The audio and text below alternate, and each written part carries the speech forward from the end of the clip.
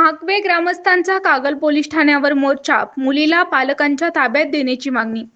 कागल तालुक्यातील म्हाकबे येथील ग्रामस्थांनी एका प्रकरणाच्या पार्श्वभूमीवर कागल पोलीस ठाण्यावर मोर्चा काढून संबंधित मुलीला तिच्या पालकांच्या ताब्यात देण्याची मागणी केली। ग्रामस्थांनी पोलीस ठाण्यासमोर ठिय्या आंदोलन करत कायदेशीर प्रक्रिया पूर्ण होईपर्यंत प्रशासनाने तत्काळ कार्यवाही करावी अशी भूमिका मांडली। यावेळी मोर्चेकऱ्यांनी पोलीस निरीक्षक अजित जाधव यांची भेट घेत निवेदन सादर केले। पोलीस निरीक्षकांनी प्रकरणात कायद्यानुसार आवश्यक ती प्रक्रिया राबवण्यात येईल व त्यानुसार पुढील कार्यवाही केली जाईल असे आश्वासन दिले।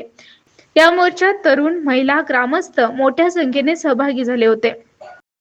काल रात्री साधारणपणे 9 ते 10 वाजेपासून कागल तालुक्यातल्या पोलिसांना मी विनंती केली होती की जी मुलगी आमची हिंदू समाजाची, मराठा समाजाची मुलगी आहे ती मुलगी आम्हाला ताबडतोब मिळावी। गेले 2 दिवस हा प्रकार सुरू आहे।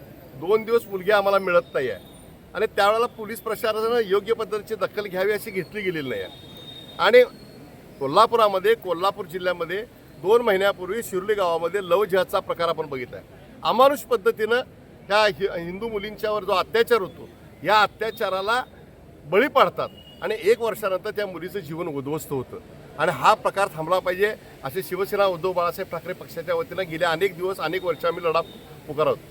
सभागृहामध्ये सुद्धा आम्ही सांगतो की लव जिहादचा कुठलाही प्रकार आम्हाला चालणार नाही आहे।